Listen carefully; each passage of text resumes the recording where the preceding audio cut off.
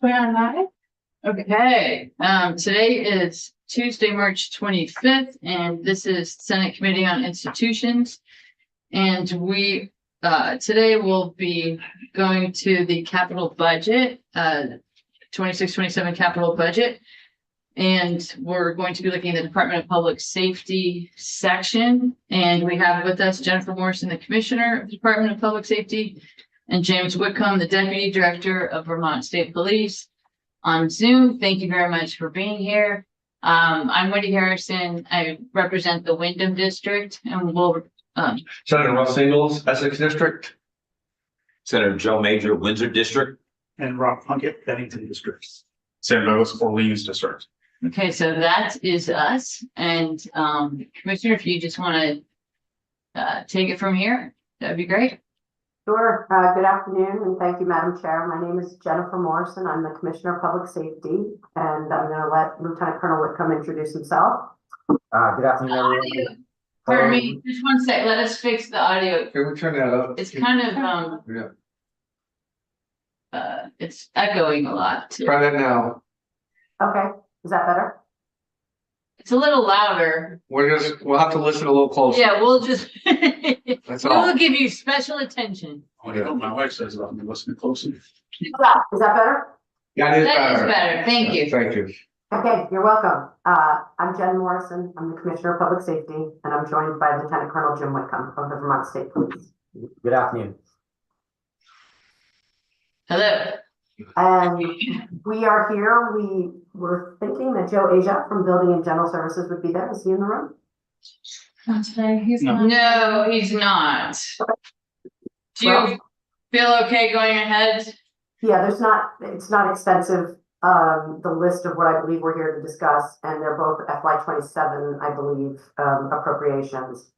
One is for what we're calling the Clarendon Field Station. As you know, the Rutland State Police Barracks is woefully past its shelf life.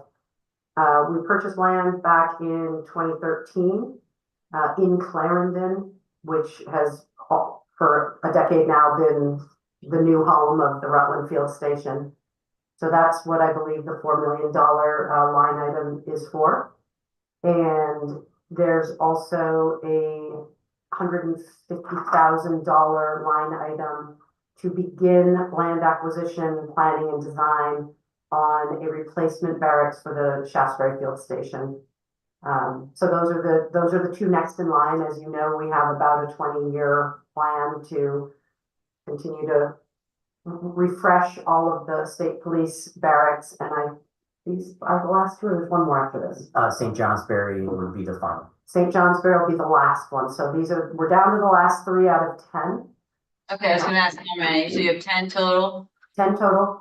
And so the Clarendon is the higher priority than Shaftesbury, but we do obviously want to chew gum and walk at the same time and begin planning for the Shaftesbury replacement, even as we are actually replacing the Rutland Field Station and finally doing the build in Clarendon. Okay. I like field trips, and I have never actually been to one of your stations. Could we arrange a tour for one of the stations? Just, you know, I'm also learning as I go along in this role that about 15 years ago or 12 years ago, when we started replacing the barracks, there's a prototype. So there's sort of the plans are in the box already, shall we say. And then depending on the shape of the land and the location of the land, that plan is jiggered around a little bit.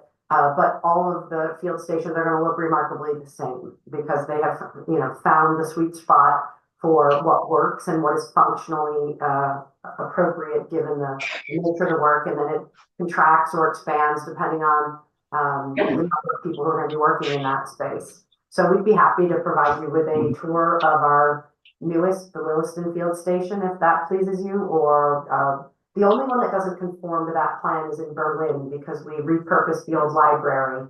And so that does not match the footprint of the sort of barracks in a box plan. But we'd be happy to do that for our field stations. So that we can even do that on our own and just go to one near us. I mean, I would go to Westminster. No problem. So Westminster and Williston will be somewhat unique in that they are also, in addition to housing the state police and partner agencies like Fish and Wildlife that have offices there, they are home to the 2 public safety answering points that the state police operates. So they have more square footage and more employees, more parking, all the things that go with having double the workforce there. So you could certainly go to Westminster, and all you need to do is contact me or the lieutenant colonel, and we'll have somebody meet you there and give you an escorted tour of any of the field stations. Okay, great. So this has only been 5 minutes. I want to ask a couple more questions, if you don't mind, not necessarily about the building. This committee is going to be, we are working on IT, and so soon we're going to be talking about, not today, but just systems that the state uses. At some point, we're probably going to talk a little bit about dispatch, which is a huge topic, but do you, and we didn't talk about this ahead of time, so if you want us to schedule another time, but I would just be interested to know your priorities in terms of IT systems, because you all are just swamped. I mean, everything you do is through a system, I would guess. Yes, ma'am. We are heavily reliant on IT systems. So I think what I would like to say, without having given it any forethought, and my mother would always chastise me to think before I speak, but unfortunately I don't have that opportunity right here, so. Well, you do actually. I'm not trying to blindside. It's okay. What I would like to see happen is let the work of the Public Safety Communications Task Force play out just a little bit further before I make any statements, because it's very important in my role as co-chair of that task force that I do not have preconceived notions about where this process takes us. I think a lot of big initiatives, in my experience, become controversial because people think that whoever's been in charge of it has been driving towards a predetermined endpoint all along.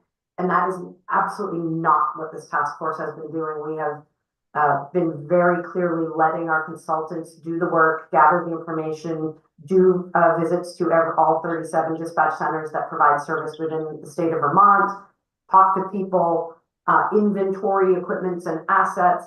And the work is really coming to fruition. We have the inventory report done. It is almost ready to be released publicly because, as you can imagine, we had to do some pretty heavy redactions on the inventory report. And that is just about to clear from my public records team to be shared publicly. We have a draft that was released 3 weeks ago of the basically a draft design for public consumption and feedback of the system design report that was authored by Mission Critical Partners, who's one of our contracted subject matter experts for the task force. And we are in the middle of a public feedback process. We've held 3 town hall meetings designed for first responders and elected officials. We've hosted 2 public feedback sessions. We have an online fillable form and an email address that is currently we're planning to take feedback through this Friday, the 28th.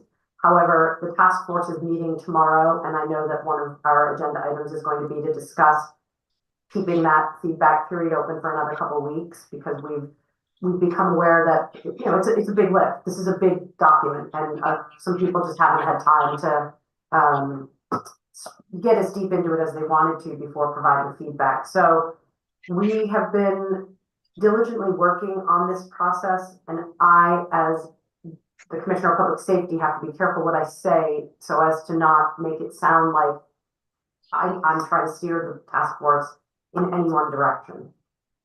Okay, that's fair, and I appreciate that update. That's helpful.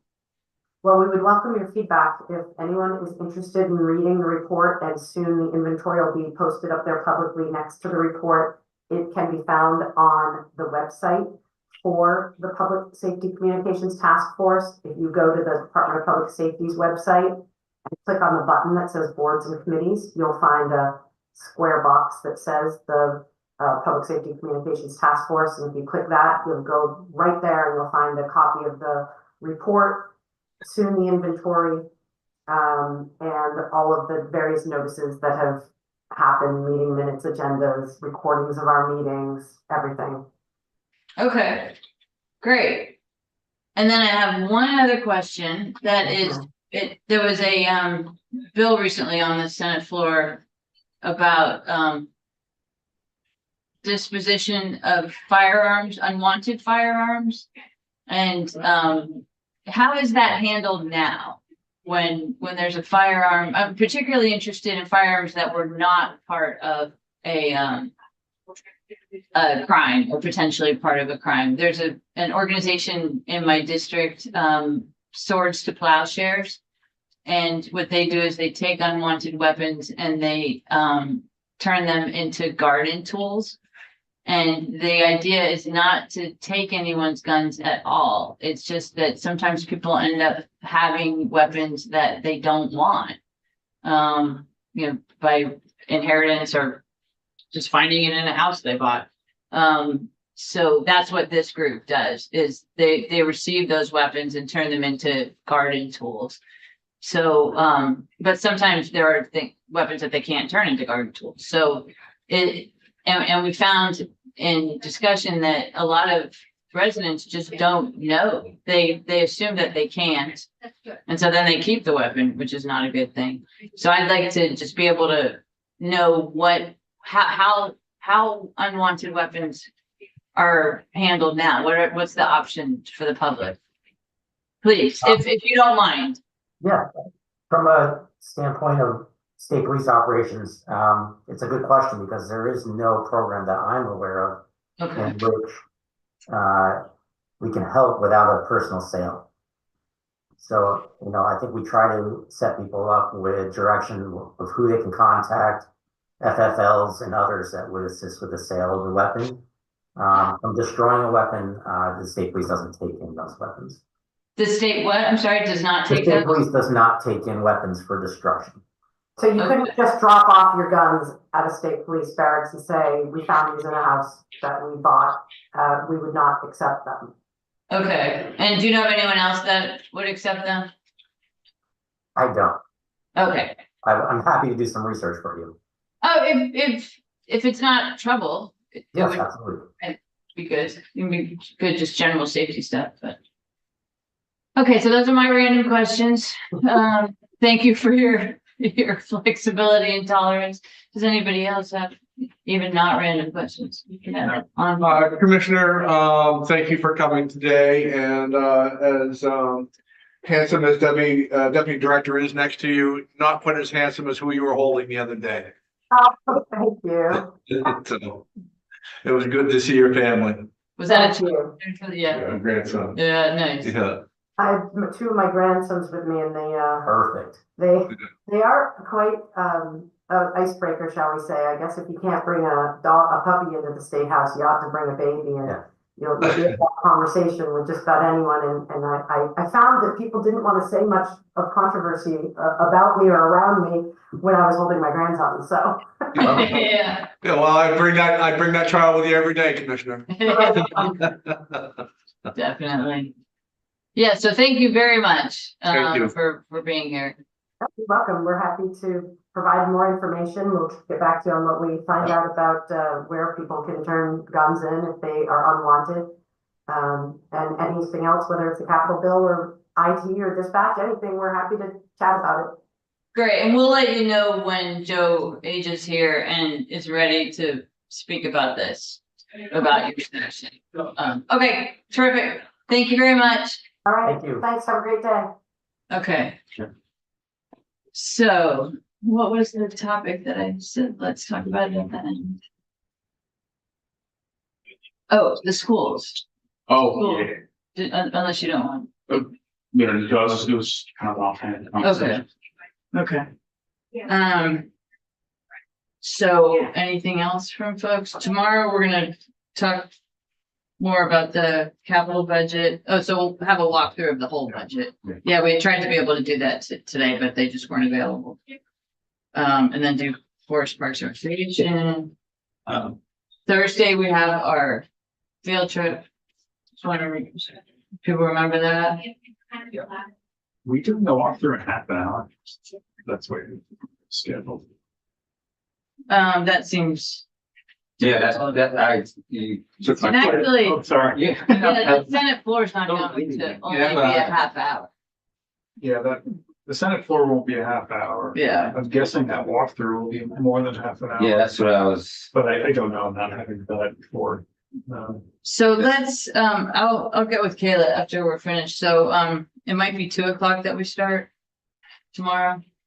And I can even talk to someone in leadership and see if it should be even later. And so we might bump Forest Parks and Rec to Friday, I guess.